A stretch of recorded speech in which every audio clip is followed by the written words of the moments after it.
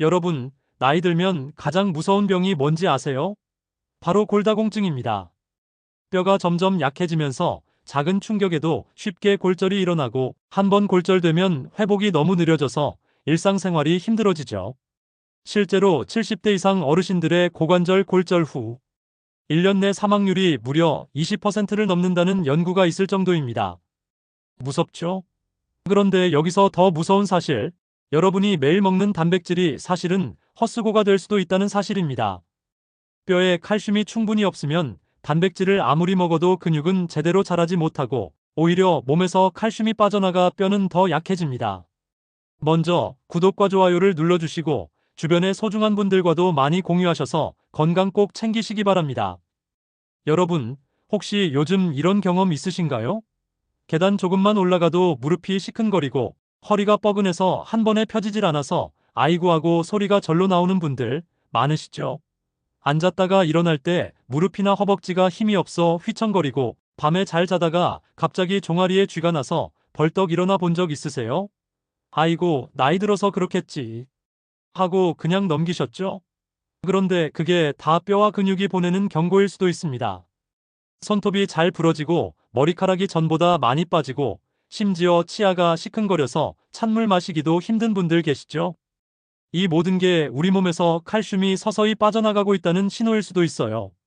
실제로 제 지인 한 분은요, 평소에 건강하다고 자부하시고 단백질 보충제까지 꼬박꼬박 챙겨 드셨는데 어느 날 집에서 살짝 미끄러졌는데 손목이 뚝 부러진 겁니다. 아니, 이렇게 가볍게 넘어졌는데? 하고 깜짝 놀라서 병원에 갔더니 골밀도가 기준치보다 훨씬 낮다고 하더라고요. 그때서야 칼슘과 비타민 D가 얼마나 중요한지 깨닫고 식습관부터 바꾸셨습니다. 또 다른 어르신은 대청소하다가 허리를 삐끗한 줄 알았는데 알고 보니 척추 압박골절이었어요. 몇 달 동안 누워 계시느라 근육이 빠지고 걸음걸이가 완전히 달라지셨죠.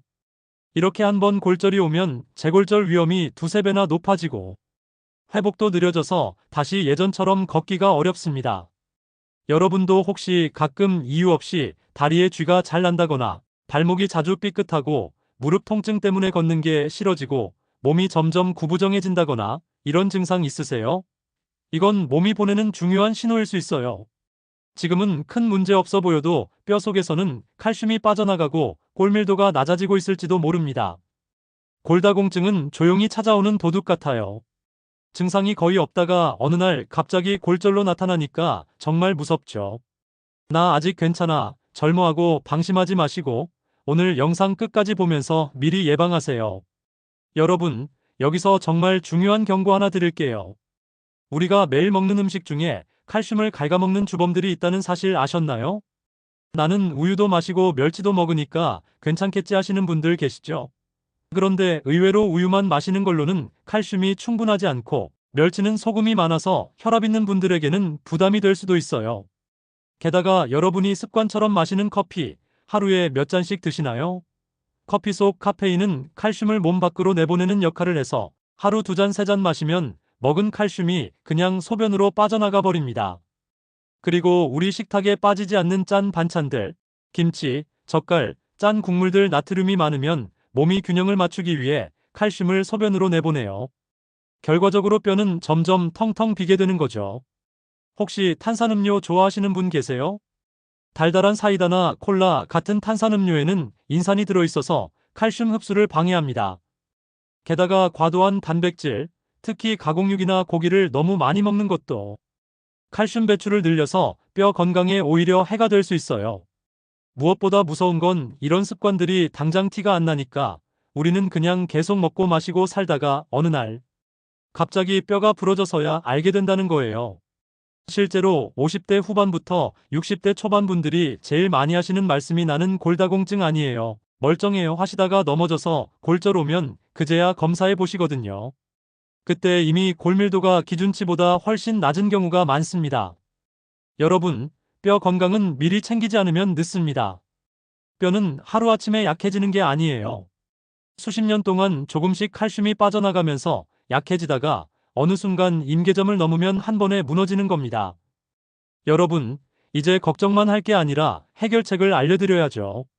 다행히 우리 주변에 칼슘이 듬뿍 들어있는 음식들이 많습니다. 그냥 많이 먹는다고 좋은 게 아니라 흡수율이 높은 음식을 골라서 꾸준히 먹는 게 중요해요. 지금부터 제가 추천하는 골다공증 막는 최고의 고칼슘 음식 5가지 알려드릴 테니 오늘부터 바로 식탁에 올려보세요. 첫째는 치즈입니다. 에이 치즈는 살찌잖아 하실 분들 계실 텐데 사실 소량만 먹으면 칼슘 보충에는 최고예요. 특히 파르메산 치즈, 체다 치즈처럼 숙성 치즈는 칼슘 함량이 높고 흡수율도 좋습니다. 손가락 한 마디 크기 정도만 먹어도 하루 칼슘 권장량의 20에서 30%를 채울 수 있어요. 샐러드 위에 뿌려 먹거나 계란 프라이 위에 살짝 올려 드셔보세요. 단, 저염 치즈로 고르시는 게 좋아요. 둘째는 두부와 콩류입니다. 식물성 칼슘의 보고죠. 두부 한 모에 들어있는 칼슘은 멸치 15g과 맞먹는다고 합니다. 특히 두부는 마그네슘도 같이 들어있어서 칼슘 흡수를 도와주고 식물성 단백질이 근육까지 챙겨줘요. 그냥 두부만 먹기 심심하다면 된장국이나 김치찌개에 넣어 먹고 깨소금이나 들기름 살짝 뿌려서 드시면 고소하고 맛있게 드실 수 있습니다. 셋째는 녹색 채소입니다. 케일, 청경채, 브로콜리, 시금치 같은 녹색 채소에는 우유 못지않은 칼슘이 들어있습니다. 특히 브로콜리는 비타민C와 K도 풍부해서 칼슘 흡수와 뼈 형성에 도움을 줘요. 시금치는 살짝 데쳐서 물기를 꼭 짜고 무쳐야 옥살산이 줄어들어 칼슘 흡수가 더 잘 됩니다. 매일 식탁에 한 번은 초록색 채소나물 올려보세요.